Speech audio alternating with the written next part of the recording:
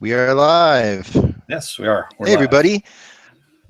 So this is a makeup recap. We are recapping this week's episodes of Arrow and Legends of Tomorrow. It's a special Saturday CW day. Yay. I'm your host, John Reed. I'm coming to you from beautiful Truckee, California. And joining me, as usual, is Dennis Bethalkis. How's it going, Dennis? Doing all right. How about you? I know you're Good. getting a little coffee How's the there. weather down there? And exactly, it's all cold outside. It's supposed to like rain this week. You're down in what's it down in San Diego It's right a now? 75 and typical autumn day. It is 85 degrees right now down in San Diego. nice, nice. It feels a lot Not like exactly. Halloween. Yeah, exactly. Halloween in California. So yeah, we had to postpone this a little bit. We've had some sickness sweeping our offices lately. Gary and I have both been under the weather, so this is a little bit of a makeup test for us. But this was a really fun week in CW superhero-ness. We had Arrow, whose team is finally coming together, and we've got Legends of Tomorrow, who's seeing what a real super team should look like. Exactly. In the JSA. So let's start with Arrow. It was the first show this week. It's probably best to go in chronological order. How'd you like the episode this week, Dennis? The Arrow has been at the bottom of our rankings of CW superhero shows since the beginning of this season and maybe going to last year. How did you like this episode of Arrow? I liked it. It was good. It you got to see Ollie, a little bit more of Ollie's duality of being the mayor and also being the Green Arrow, and how he wasn't being good at either one. Yeah. And we also had the introduction of the new DA. Well, not the new DA, but the DA, Adrian Chase, which, for those of you who read comics, Adrian Chase is the vigilante. Oh, the vigilante. Okay, so what's his backstory? What's the his? Let's do a little history course as we tend to do when a new character pops up or a villain pops up on one of these shows. Who's the vigilante? What's his deal in the DC lore? There's been a couple different things. DC kind of appropriated this character, and they didn't use the original vigilante, which is a different. Okay, the vigilante, originally the name was used for a cowboy that was back during Jonah Hex's time. This current version of vigilante, I think, is supposed to be like the great grandson of that character, if I'm not mistaken. And he's a DA who, it's kind of like a mixture of Daredevil and Punisher. So he's a lawyer by day, then he goes out and kills villains at night. Nice. So has it been driving you crazy from season 1 of Arrow on that they referred to him as the vigilante for so long? No, not really. I mean, I knew they were just kind of calling him that. And no, it was kind of funny because they did have the vigilante pop up on Felicity's computer. They said, oh, and there's Goggles guys there. And I just saw it for a brief second. They had a picture of him, and it was the vigilante with the hood over the head and the goggles that he had on. So we're assuming that Adrian Chase, this vigilante, this isn't an origin story for him. He's in operation in Star City, and he's going to be a villain, or he's going to be on the side of. Is he going to be Team Arrow at some point? More likely, if he's. It depends on which week we're talking about. If Ollie's actually killing people or not. Because who knows, honestly. Which actually, I thought it was funny how they dealt with that question at the beginning of the episode this week, where he's hanging the guy off the roof, and he's like, I'm not going to kill you, but I don't know if you're going to walk away from this alive. It was interesting because we've been kind of bringing that up, like he seems to be dropping people left and right this season. So he seems to be back in the killing mood, but it's still ambiguous, right? Like he will ambiguous. Put people into a situation where they may die, but he won't kill them directly himself. Is that his rule now? I think he says unless he has no other choice, he'll kill somebody. Kind of like, he learned this, I guess, with Damien Dark, where he let Damien Dark go so many times without killing him. And what did he do? Damien Dark, of course, killed an entire city. So that actually transitions. You're on these transitions today, Dennis. So Yes, that yes, also I am. transitions us to Ragman. Rory is from I forget the name of the city off the top of my head right now, but is from the city that I got think it was National destroyed. City or something like that, or no, maybe Yeah. that's No, that's where what's her name is from. That's where Supergirl is right now. yeah. It was anyway. He's from the city that his family got wiped out. He's from the city that was destroyed by Damien Dark's missile. That Felicity Rerouted. guided from a more populated city to yeah. So It would have killed how do millions you like instead of how they dealt? thousands. Yeah, exactly. Or thousand. Yes, she saved hundreds of thousands of people by doing this, but wiped out the family of one of our new team arrows. Uh, new team arrows. So what? How did you like this? Was one of the subplots we had going on where Felicity is very very guilty over this, and she doesn't know how to act around Rory, and I think so in the end of the episode she ends up telling him like, hey, your city that got wiped out, yeah, I I'm chose it responsible. Yeah. randomly to save other, yeah. um I feel like this was a gigantic mistake. Like, okay, if he finds out later, you can deal with it. It's not like they have this bond right now where telling him early on will somehow, you know, change the way he's going to think about it. So why not wait until, like, maybe he never figures it out? It's not really something I would want to tell somebody as my second impression, right? Well, it's Felicity. You got to remember, it's going to eat her alive unless she says something about it. Which, by the way, this is a total twist on the character because she never has told Ollie, about her past, being the past hacker and all that kind of stuff. The girl with the black hair, who may or may not have been some other DC character at some point in time, which we don't know. Right, her dad's a supervillain. Yeah, He he's a knows a little calculator, bit though for through God's that, right? sakes. Yeah, he's calculator. And but he does know a little bit that there's some shadiness there. He just hasn't delved deeper into it, right? Like he's Yeah. respected her privacy there. So this does seem kind of weird that this is the one secret that's going to eat her alive and all this kind of stuff. And it's a typical CW move, It's Yeah, I just think it was a terrible, terrible move. Like maybe if this were Mr. Terrific and he could be like, "Oh yeah, oops, I accidentally told you," but to like intentionally go and tell him this information that at a point in which their relationship isn't even determined yet just seems like a yeah, bit of a error. yeah. Oh, and that's a good segue too into Mr. Terrific. Yeah, yeah. So we also have Mr. Terrific who is In costume driving me crazy. Yes. and explains why he chose that name. From the wrestler. Exactly. It's a wrestler that he used to watch. He's wearing the Fair Play jacket. I thought it was a Johnny Fairplay reference from Survivor, but apparently there was also a wrestler named Fairplay, and he was Mr. Terrific, the wrestler. And we got him in costume. He says that he's not used to it yet, so it feels a little funny on his face. Which was awesome. I mean, I love the but T mask. The T mask was killer. They just did a good job on that. yes, they did. He looks great. I mean, they mixed the tone of his costume with the look of the show really, really well. My problem with Mr. Terrific right now is that they're using him straight up as comic, comic relief. Yeah, a gay And man comic relief kind of thing. Yeah. yeah, it's just a little bit over the like. Look, these CW shows have these characters. We're used to them at this point, right? But he's straying a little away from the Ray Palmer funny and going toward like Stereotypical Disney funny. sidekick funny. Yeah, I'm not loving it.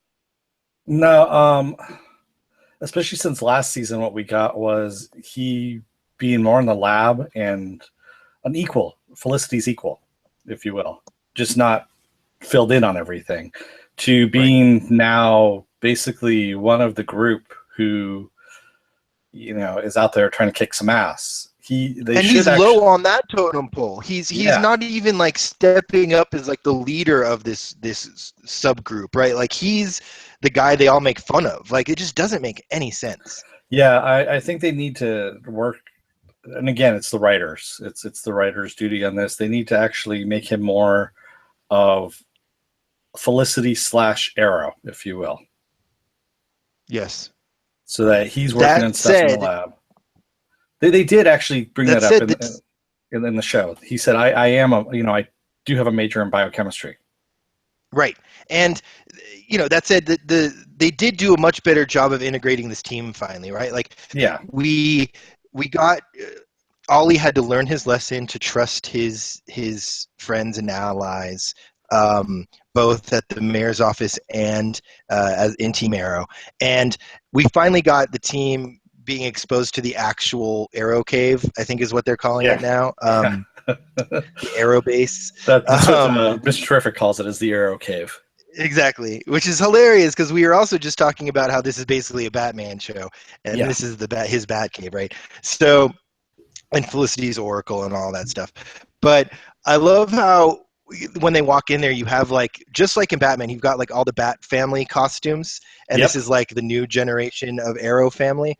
And I like that it took them a little longer than I thought, honestly. I know we're only 3 episodes in, so it's weird to say it took them longer than I thought, but I just feel like this is what we want from our Arrow team, and I'm liking where they're going here finally. They need a little bit more levity to it, and not so dark and brooding. And even the Bravda scenes now are starting to make a little bit more sense, if you will. That's a great segue there. I still have no idea what's going on in those flashbacks. Can you explain to me the point of any of the flashbacks we've seen this season so far? So basically what it was the other 3 guys that he was with that were signing up for Bravda, they were all marked to die at some point in time anyway, even if they made it into Bravda, because they were all killers, murderers that had harmed somebody within the group or somebody associated with the group.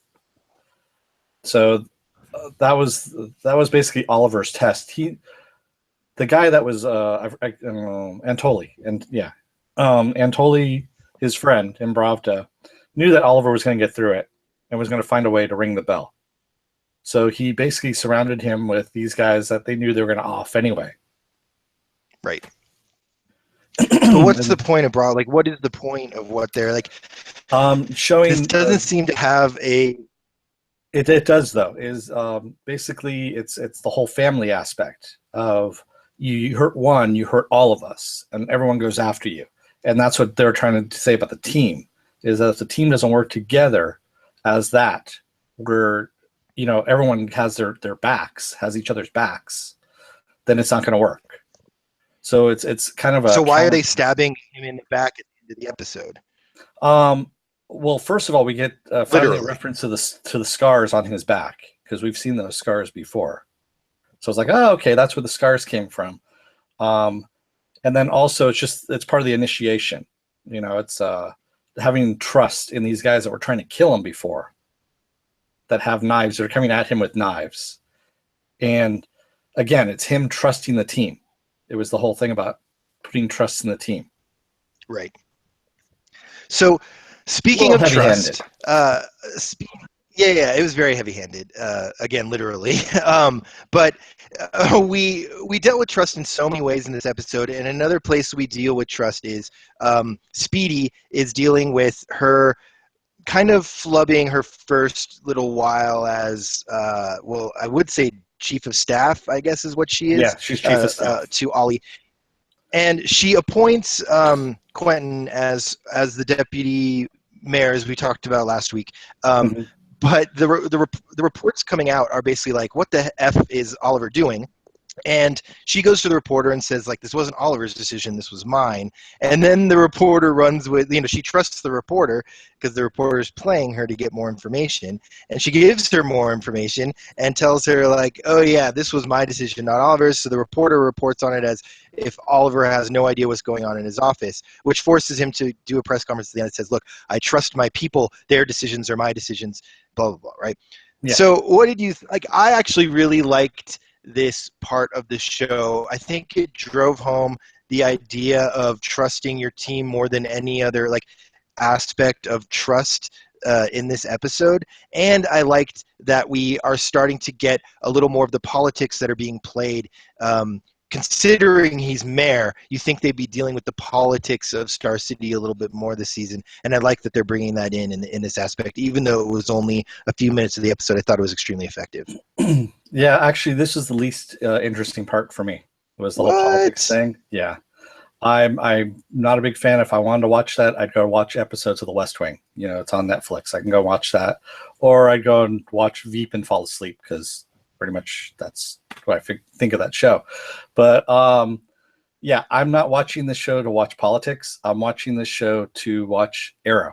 You know, I'm watching but you know they're going to tie it in, right? Like a lot of what all these teams are dealing with are public perception of what they're doing, right? And I feel like this is a really direct way of dealing with the public perception of the choices that Oliver's making and how it affects the community that he's taken control of, right? So I really like see this play out a little bit. I mean, and it gives Speedy something to do.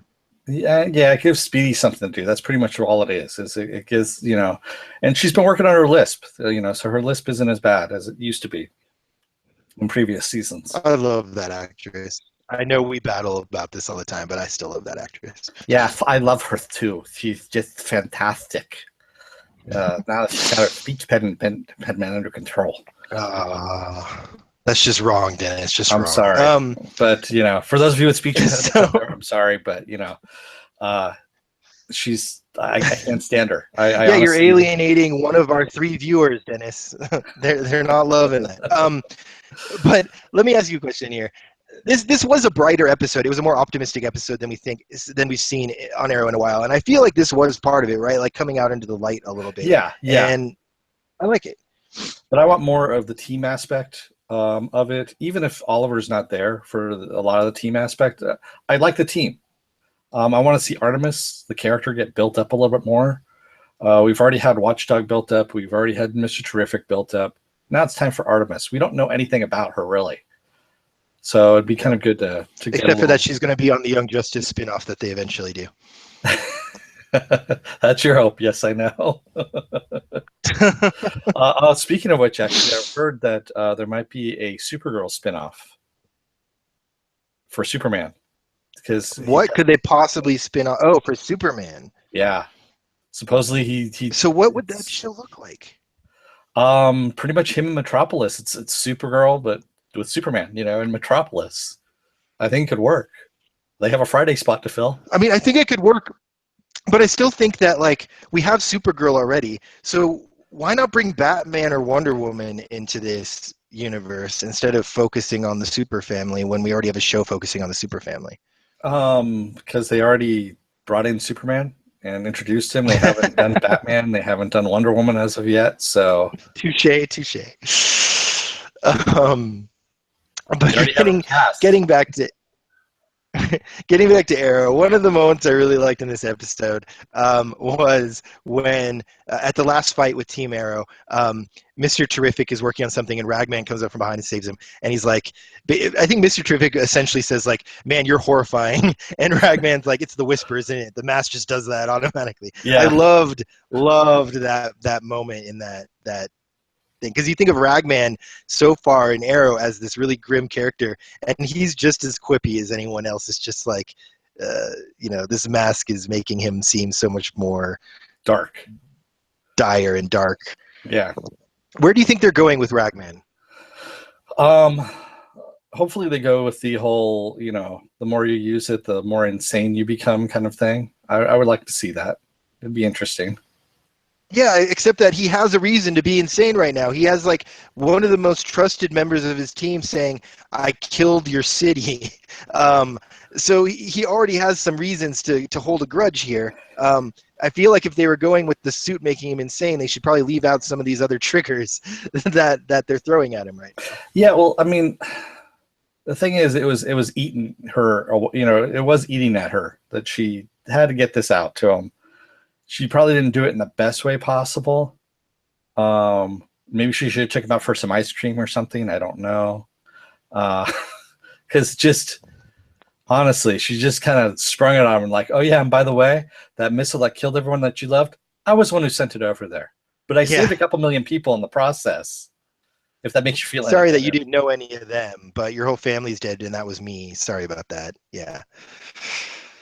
I don't know. I'm still bothered by that decision. It just seems ridiculous. Well, So what is there anything else about Arrow? He did leave it up to her to decide on that one. So she just made the wrong decision. That was all it was, of how she presented Yeah, it. maybe he shouldn't be trusting his team quite so. No, I'm just kidding. um, so I guess we haven't really touched on Ollie's journey through this episode. I mean, we touched on it, but we haven't explicitly talked about it. Did he So have a journey? Oliver, yeah, I think he did. I think he started in a place where he was trying to kind of rule with an iron fist, and he was prodded. He learned from some of his mistakes, and that's actually something we can talk about. So one of the mistakes he makes is he doesn't trust Wild Dog in coming up with where Samson is headquartered selling this new drug Stardust. Yeah. And so Wild Dog takes it upon himself, because he's not getting any real communication out of Ollie, that he's going to hunt him down himself and just do it and prove himself that way. Like ask for permission ask for what would he say? It's basically you ask for forgiveness. Ask for forgiveness rather than permission. Permission. Right? So God damn it, I can't believe I forgot that. So he does it. He hunts him down, but he ends up turning Samson into a super zombie made from this new chemical of Stardust plus something else. He basically just can't feel pain, and he heals quickly. That's all it is. So who the fuck is this guy? Is he somebody from the comics? I honestly don't know. It's not familiar. He's got a very comic booky name, right? Something Samson. There's lots of Samsons in comics. Yeah, I thought he was just kind of a throwaway villain. I mean, you saw how Ollie beat him. He just cut all his tendons and just left him there. Yeah, that was fucking brutal. That was brutal. So the journey I think that Oliver has is by not communicating and trusting his team, he unintentionally sends Wild Dog on this mission that creates an even bigger problem. And if he had brought the team in to his thinking, he may have avoided that, right? Correct. Yeah. And through learning that, he's starting to learn this. We went through this all this last episode of him not trusting the team and everything. And it's like we're right back to square one again. And it's like, do the writers actually talk to each other, from episode to episode? Because we already went through all this crap already as it was. We don't need to retread it again. And that's exactly what they did. They just retread it again after he had already trusted everybody. So I'm like, so they just basically did this so we can bring in the mayor part of the side in the same kind of consequences, him having to rely on his team, blah, blah, blah. And it's like, all right, I get it. So why did you put it in the last episode? You should have just taken that part out of the last episode and dealt with it like you did in this episode. Right. So theoretically, next episode, Ollie will not let Wild Dog back into the field, and Wild Dog will do something stupid, spontaneous and stupid, and then Ollie will mop up the mess and learn his lesson that he needs to trust his team again. Yeah. And everyone will be happy, and they'll introduce Scrappy Doo, and yeah. So one part of this episode that didn't really fit until the very was Diggle's half a day of work on the show. I forgot about that whole thing. Right. I obliterated it from memory is what I did. Well, he's got to be on vacation or something, because he literally filmed for 4 hours. He had 3 scenes, all which were just him and maybe one other person, and they lasted for a total of like 5 minutes in the episode. So clearly he's on vacation or something, and they're trying to do something with him while he's taking less time on the show. But what we got from Diggle is he's racked with guilt over killing his brother, and he gets thrown in prison for what we saw in the previous episode, where he was with the military unit that threw him under the bus when they stole something and the sale went bad. Right. So when they put him in jail, he's in a cell with Deadshot, and Deadshot's dead. So he's hallucinating this whole discussion he has with Deadshot about about his brother and him killing his brother and harboring all this hate for Deadshot over what he thought was killing his brother, blah, blah, blah. Right. So honestly, this was uninspired.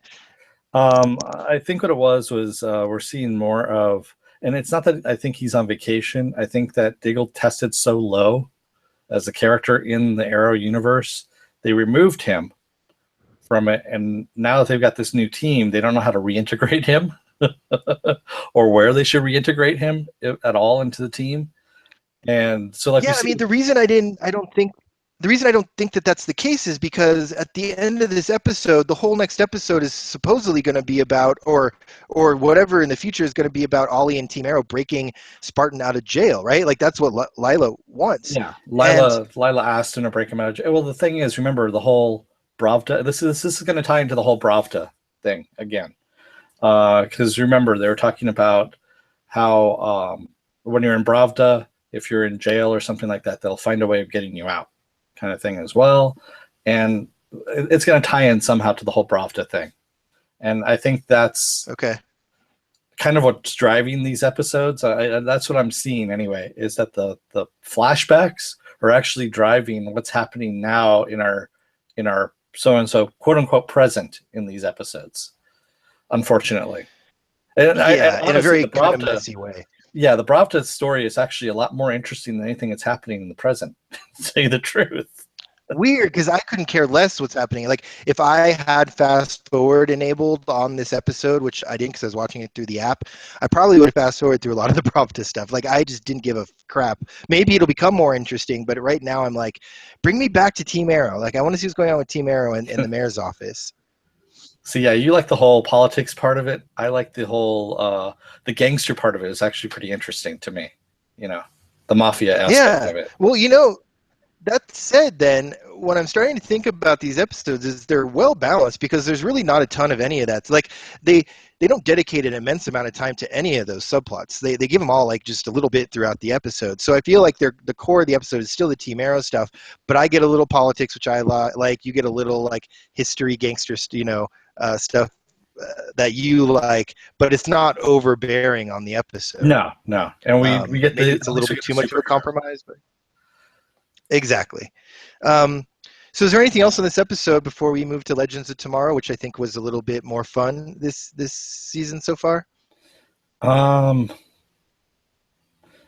really think of anything too much. Same old thing, same old Arrow. This was a typical episode of Arrow. It had some high points and some low points in it, and it they're making at least they're making Team Arrow a little bit more interesting than it has been in the last few episodes, and they're really progressing with the look of the team and the attitude of the team, the cohesion of the team, and I think that's what's most important to this season so far. So moving on to Legends of Tomorrow, which has been kind of a revelation for me this season. I think getting rid of the Hawk people and even getting rid of Captain Cold is a very central character, and getting rid of Rip, right? Rip Hunter. I feel like, Rip Hunter. I feel like the show has a whole new energy, and it's so much better. So much better. My problem with this episode that I had was the talking parts. I'm sorry when it comes down to them or the characters interacting with each other, you can tell how bad the writing is. Again. Yeah, I guess it's written like a comic, right? Like it's written. No, it's not even written like a comic. It's just bad writing. I mean, the whole thing with Gray. I'm just gonna call him Gray, the professor, having these dilemmas about how he's supposed to deal with tactics and stuff like that when people are talking to him, and it's just delivered in the most horrendous way. It's really heavy-handed. Yeah, it was. I mean, it wasn't even heavy-handed. It was just downright bad. It's just. I mean, this actually sunk to the bottom of my list. Believe it or not. Wow. Oh, see, I loved this episode. That's interesting. So let's break it down a little bit more then, because the one thing about both of these episodes of Arrow and Legends of Tomorrow is the casts are just ballooning, right? Like we have important characters out the ass, right? Like we have so many characters to deal with in every episode. With Team Arrow, you have all of Team Arrow, all the Diggle stuff, all the Mayor's Office stuff, all the villain stuff. You've got, in Legends of Tomorrow, you've got our team of heroes. You've got the JSA. You've got the Nazis that we meet. There's so many talking parts and pieces and character pieces to break down in this that I don't know if any one is getting the time it deserves. And then the time that they're giving does seem to be very cliche, right? Like the professor who doesn't understand tactics, so he gets all frazzled when he has to make a momentary decision, or a man who's meeting his grandfather, but the grandfather's very sullen and he wants to connect to him, and this female superhero from the past who's like kind of overcompensating, because of her own insecurity. You know what I mean? Like they're being very heavy-handed with a lot of these characters. Oh, yeah. But the good thing we're getting is they have so much to deal with, they're not giving us enough of any one bad thing for it to get really, really bad, right? Because it just moves on to the next thing. Once you're like, oh, I didn't, that's kind of annoying. It kind of moves to the next thing and you kind of forget about it in a way, right? Well, or me, for me, anyway. I started laughing because every time they're in a bar, this entire group, and it always ends in a bar fight. Always ends in a bar fight. And I think it's hilarious. But the thing is, it's kind of like they can't talk their way out of anything. No, they don't have that character. And this time, of course, it wasn't Rory, the pyro guy, who starts the fight. Which normally he's the one who starts the bar fight. It's either him or Lance. Right. Sarah. Sarah, who starts the fight. This time it happened to be Ray. Yes, which I love, and which was funny. He started the fight, like you had Jax, who was like really holding it back because he's a black dude in a room with all these Nazis, right? Yeah. And so he's trying not to be the guy to start this fight. But then you've got Ray, who actually holds him back. Salute Hitler. Ray says, "Don't punch him because it's not worth it." And then, of course, exactly, the one who does it because he doesn't want to do the Nazi salute, and doesn't want to do the Heil Hitler, which I was wondering what they were going to do about that, right? Like I knew exactly when they're saluting Hitler. As soon as he started hesitating, I'm like, it's going into a bar fight. Here we go. It's going into a bar fight. Oh man, but I thought that there was a lot of funny, like Ray. Having Brandon Routh on this show is amazing. That they even have him in this ensemble on the CW, in my opinion. Like I'm just glad he's able to salvage his career after Superman Returns. Superman. I think he was really smart, right? Like his role in Scott Pilgrim was really, really funny.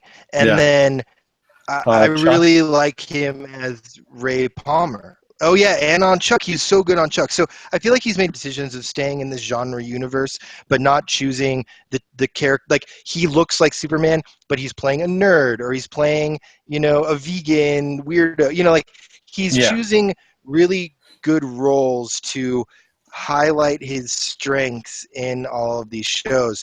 And I was really skeptical when he came into Arrow because I didn't love the storyline that he was taking over Queen Industries, right? And I didn't know how they were going to do the suit and differentiate it from like Iron Man, right? Like there was a lot of skepticality, a lot of skepticism there for me. Yeah. But he's just so natural on camera, and he's so good. Like as clunky as the writing might be, he transcends that, and he's making the show watchable in a lot of ways. Yeah, I like him. I like Ronnie, the kid who plays Ronnie. As part of Firestorm, You mean Jax? Jax, yes. Yeah, because Ronnie was Caitlin Snow's. That's right. Sorry, I always go back to the original Firestorm, which was Ronnie. Yeah, me too. So yeah, Jax. That's right. That's what his character is called in this one. And I'm actually kind of liking Sarah as well. Yeah, she took a while though. Like I never thought that she really fit that role. I just didn't see her as much of a badass, or like she doesn't really have the look to me. And then she's grown on, like, and I also don't think she had the work. She didn't have the storylines to really make her an intriguing No, character for a very, very long no. time. Um, what they're doing with her this season in particular is working, and I hope that they stick with it. Yeah, if she comes out like they're talking about making her the leader of the team, I think it'll work a lot better. Yep. And I just want to toot my own horn right now a little bit, because Rip Hunter is gone for a while, and Dr. Haywood is, they're not even looking for the guy. Like, they're like, oh, maybe he'll pop up again someday. So he's off the show for at least this half of this season. It's going to come back up. I'm telling you, it's going to be a major plot point where they have to find Rip because yeah, eventually, but I just don't think he's a series regular. I mean, he's gone. Like, he's not part of this team anymore right now. yeah, not for right now, but like I said, he's going to come back this season. I really, really like the actor and the character of Dr. Haywood. I don't think he had a lot of really good stuff to do this season. This episode. But having a historian on the ship who's related to the super universe, I think is really interesting, and I really, really like that actor. I think he has a lot of charisma. I always wonder, why do you need a historian when you have a AI computer on a ship that travels through time, that is tied into the time stream? But the AI sucks. This AI that they have on this ship is terrible, because Gideon hasn't really done anything at all to help this team. That's because Gideon was tied into Rip more than anybody else. Right. I think they kind of alluded to it, that the ship actually is a lot more aware than people know of, and they had this with some of the scenes with Rip in last season, and they didn't go anywhere with it. So I think at some point they're going to have to bring the ship as one of the characters as well. I agree. At some point they do. I think that they should have already done it, honestly. Yeah. So the JSA this episode was really fun. But what Obsidian seemed to be really, really powerful. And yeah, why wasn't Obsidian helping out a little bit more? I just don't understand. Like, we have a lot of stuff going on, and Obsidian seems to be able to do a lot. And I think we only saw him use his power once this whole episode. Yeah, in the comics, he really didn't. He was like supposed to be powerful, like almost Spectre kind of powerful, and really kind of does what he wants, I guess, if you will. So it's always been kind of a mystery that way. I think it's honestly just lazy writing, comic book writing, but it does follow with the character that it wasn't always a cop out where like, okay, let's just send Obsidian in. Come on, go. Right. You know? So let's talk about the plot of this episode a little bit. We had Thawne, who he's in 1942. He's got this serum that can create kind of a Hulk kind of a creature if you inject it. And it's called bad CGI-itis. Yeah, bad CGI-itis. And Thawne gives this to a Nazi, and what we're brought to believe is that because of this change in the time stream, this Nazi kills all of the JSA. So the Legends have to go and save them, right, to make sure that they don't die. Yeah. Who is Krieger? Is he a comic book character at all? I'm guessing he's shown up in the comics, but does he have a name or anything? Do you know? Not that I know of. I mean, because it looked really bad, but it really just seemed a lot like Jekyll and Hyde or the Hulk. You know, like he injects himself and turns into like a raging beast. And we find out that Ray, after he gets captured by the Nazis, is able to take this serum and alter it, but he only has one dose, and he ends up giving it to Dr. Haywood to save his life at the end of the episode. Because he's a hemophiliac. Because he's a hemophiliac. It doesn't seem like he's a hemophiliac anymore. What is this doing to the character of Dr. Haywood? Who is Dr. Haywood? What is this in line with what we know of the character? Yeah, remember Dr. Haywood actually becomes a superhero in his own right, and I can't remember offhand. I'm actually going to look it up at the moment. Is he the new Citizen Steel? Is that where it's going? Yes, Citizen Steel. That's the correct.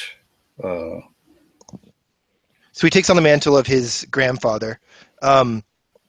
does he get any power from this? Like, where do you think, is he going to be like Wolverine now, where he can regenerate? Like, he Well, becomes the opposite of a hemophiliac? we saw in the previews for next week, he becomes like all silver. And at one point, I thought he was Captain Atom for a moment, which was kind of cool. I was like, oh, and I'm like, no, wait, he's not. He's Citizen Steel.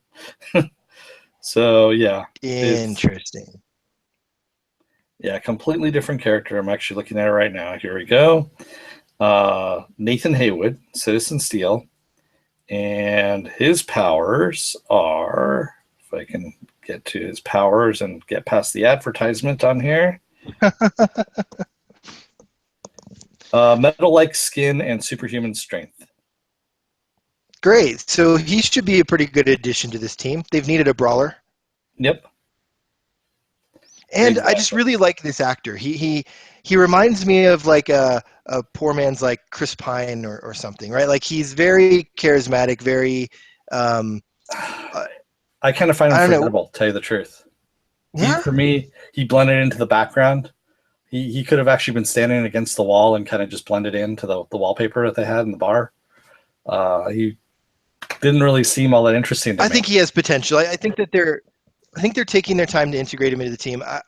That first scene with Ollie where he like breaks into the mayor's office and says, "Hey, we gotta save your friends." From that point on, I thought that he had a very natural, charismatic presence on screen, and I think that he has the potential to really be one of the characters on this show that's a standout. He's not overplaying it like the actor who plays Captain Cold. He's selling himself as more of like a straight man, but I really think that Captain Cold, though, he was chewing scenery for a reason. I mean, no. Yes, I love it. I love him. Job. I'm just contrasting them, not because it's like, oh, I hate this one and I like this one. It's just that they're very different. Like he's not an obvious like comic book character, Haywood, right? Like he could be on the Vampire. He could be on any CW show. Unfortunately, that's the reason why I don't like him. He seems I just feel like he has potential. I think he has potential. He delivers lines really well. I feel like with the clunkiness of the writing, they need some very natural, like a Brandon Routh. They need someone who's very natural in their delivery, and I think that this is that guy. So we'll see. I mean, you're not impressed with him yet. I think I am. I think I can understand why they put this guy in this role. I did find it funny, though, that they had the professor sing Edelweiss because the actor is actually a Broadway musical actor. So, of course, they had to bring him in and have him sing a song. And, of course, he sings the song from Sound of Music. It was so great. I mean, maybe this was his tryout for the musical crossover that they have coming up. I don't know. But it was really cool to see this really well-known actor singing a song from Sound of Music in Nazi Germany in 1942. Like, it was really... I love what this show is able to do with that sort of thing. Yeah, the little comic relief bits, I guess you could call them. And it reminded me of Back to the Future, like your kids are gonna love it. It definitely reminded me of like Chuck Berry and Back to the Future, where it's like, hey, this is a song from Austria where I'm from, like where the hills are alive. Like it was great. Yeah. So this Vixen, it's Vixen, right? That they have here. Is different from the Vixen that showed up. Same medallion, but it's different from the Vixen that showed up on Arrow. What's the deal here? Are they related? Yes, they are. That's her, I think, her grandmother, if I'm not mistaken. So this actress is showing up in a lot of the CW promos, the Defy promos that they have going on right now. Mm-hmm. Is she about to become part of this team? Like, what is she a big deal right now in this show? Vixen is supposed to end up, if I remember correctly, on board the Legends of Tomorrow briefly. So they are going to change up teams every now and then and add and take out people. Oh, I love that! Like the Exile. Oh, this is genius. So, like Jonah Hex is supposed to come aboard at some point in time. The Jonah Hex that we met already. So he's supposed to come aboard for a couple episodes, which I'm all for because I love the actor who played Jonah Hex. He did a great job. And Jonah Hex is one of my favorite DC characters as well. So, Oh, that's awesome. Yeah, no, it's really exciting what they're doing with this show. The idea that you have a team comic book show where they're actually treating it like a team comic book, where you have a rotating roster of characters that they can be specific to whatever story they want to tell. I didn't love the actress who played Vixen, quite honestly. She looked really good.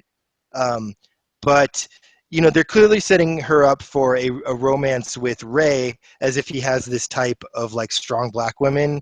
Um, and it just seemed a little predictable, as the show tends to be.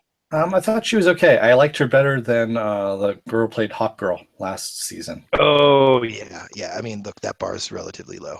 Oh wow, I like this. She didn't have a lot to do, Vixen, in this episode, but the whole, you're not a hero kind of thing, and all that, kind of cutting Ray down a couple of pegs. I thought she delivered that pretty well. I mean, it felt fairly natural, kind of like. Yeah, but it was a little presumptive, right? Like she doesn't know what he's done. He clearly has supreme intellect, and she's basically saying like, unless you have powers, you're not a superhero. And I think that that's That was a been 1942 disproved in kind this of thing. universe over and over. Yeah, I mean, you got to remember, it's where she comes from, the 1942. That's what they're looking at. They're looking at if you don't have the powers, because they all have power sets. Yeah, but she's also an African American female in 1942. I'm sure she's been told a bazillion times she's not strong enough or good. You know what I mean? Like, it just seemed weird for her to be judging him, considering what her life probably is like. You got to remember, the superhero game is quite a bit different. She's probably saved the world a couple of times, whereas, granted, he's saved the timeline and whatnot. She doesn't know that, but at the same time, what she saw of him was that he bungled a lot more than anything else. True. I mean, there was definitely this team looking at the Legends as like, you guys suck. Like which in the comic book, sure, like JSA is way more, established and unified than the Legends of Tomorrow. Like nobody even really heard of this until the show. So like, I do see where the show is coming from. I just didn't love the heavy-handed nature that these heroes. We like to think. I like to think of my heroes as like kind of open-minded, good people, and they were all kind of bitchy. Like all of the JSA members were like very cold. Yeah, they were soldiers, is what they were. That's pretty much what I was looking at. I was looking at that. They were in World War II, in the middle of World War II, during wartime. And they're soldiers, and they're basically going, if you're not helping us, you're hurting us at this point. Get the hell out of the way and let the soldiers do their work.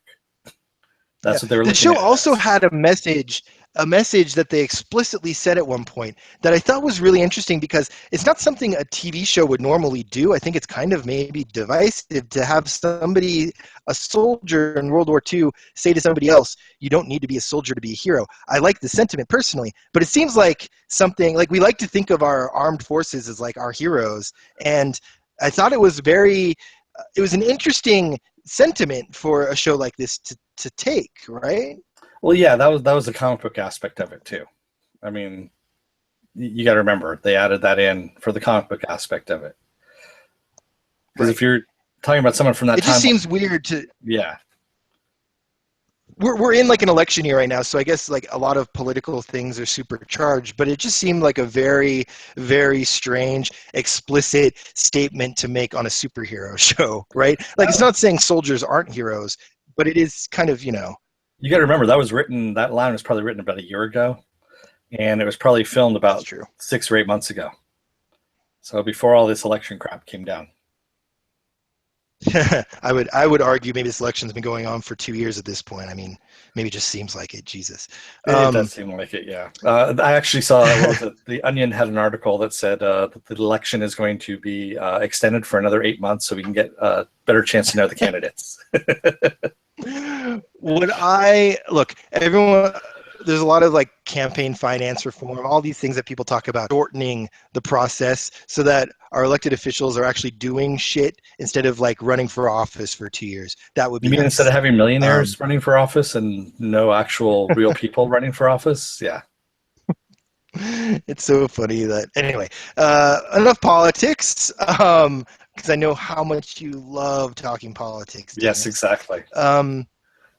If you don't hit Gary, so any other? Otherwise, it'll be a whole entire podcast. We had a political discussion. Hi, Gary, if you're out there. Um, so what is there anything else? I mean, I, this episode was just fun to me. I didn't. I think that you maybe were looking at it in a slightly different.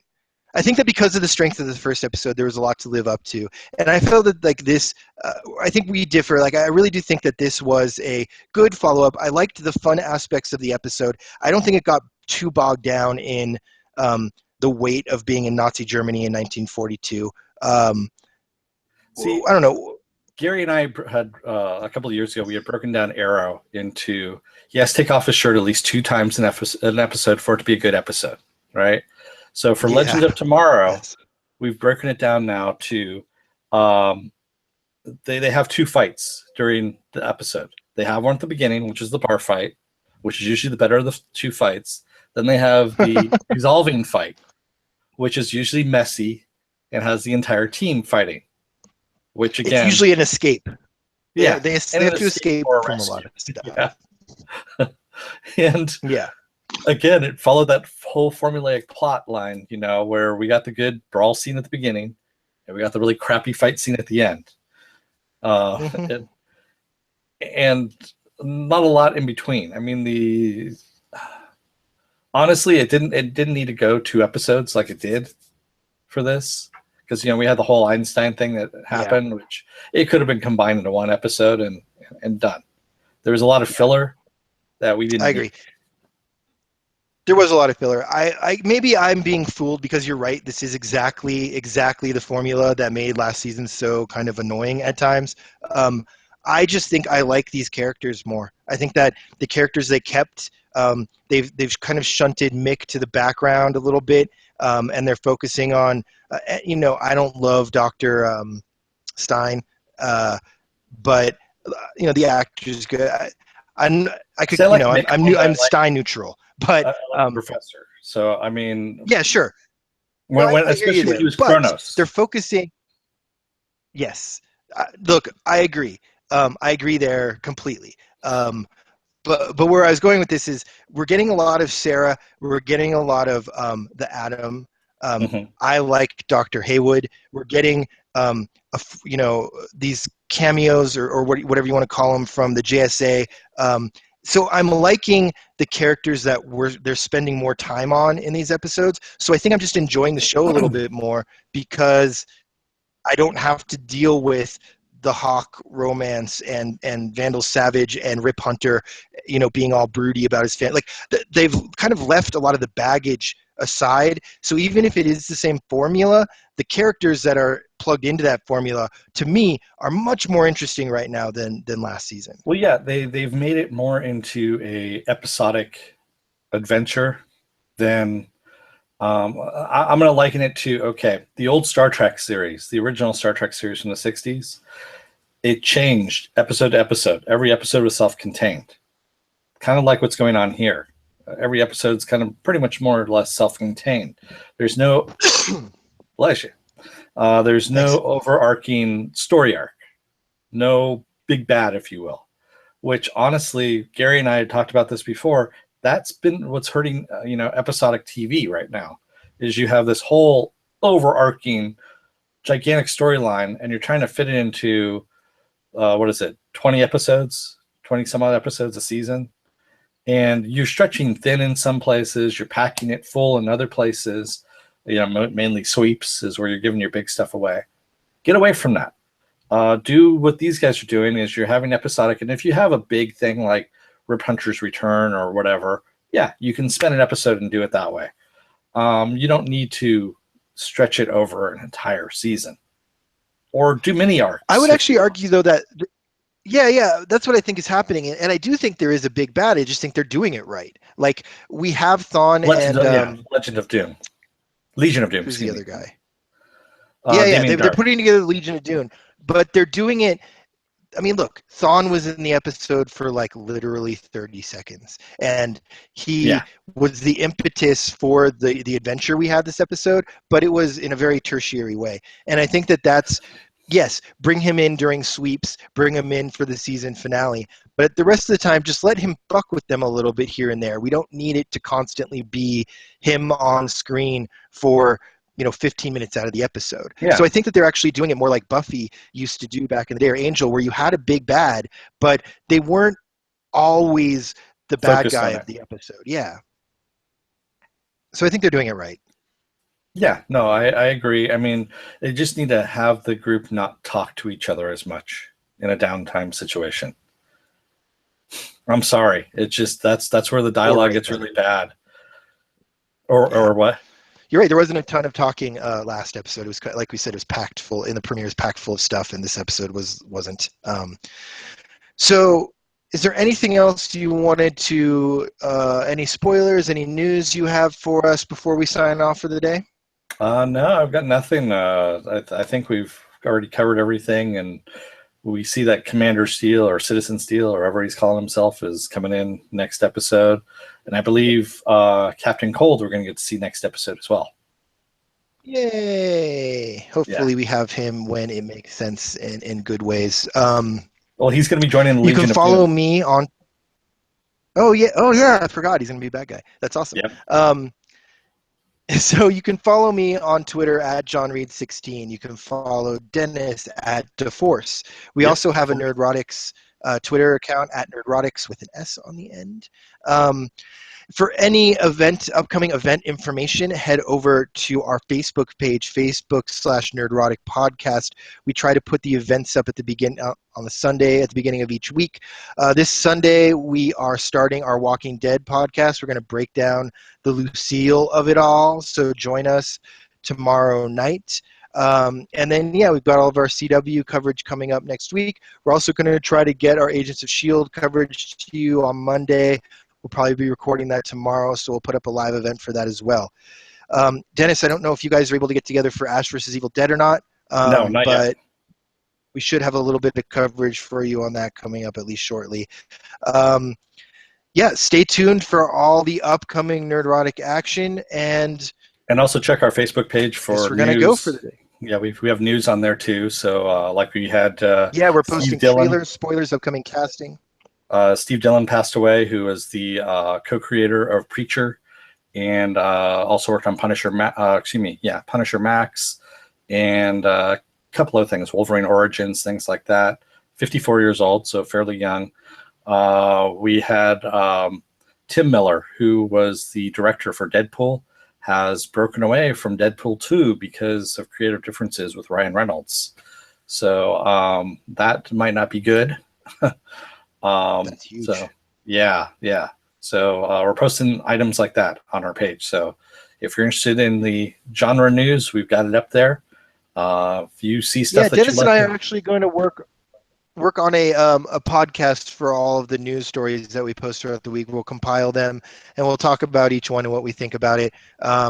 We're just looking for scheduling on that, but Dennis and I will get together with Gary when he's available to talk about all the upcoming news. And like he said, you can always get those as they come out on our Facebook page, facebook.com/Nerdrotic Podcast. And trailers as well. We have trailers up there for Logan and other movies as well. So, the latest Resident Evil movie that's coming out, or the final Resident Evil movie, I should say. Guardians 2, yes, we had the teaser up with Baby Groot in his little baby Star-Lord leather jacket that he was wearing. Yay. And also the poster for Guardians of the Galaxy 2 as well. Which is a cool awesome. Poster. Yes. Yeah, it's an awesome poster.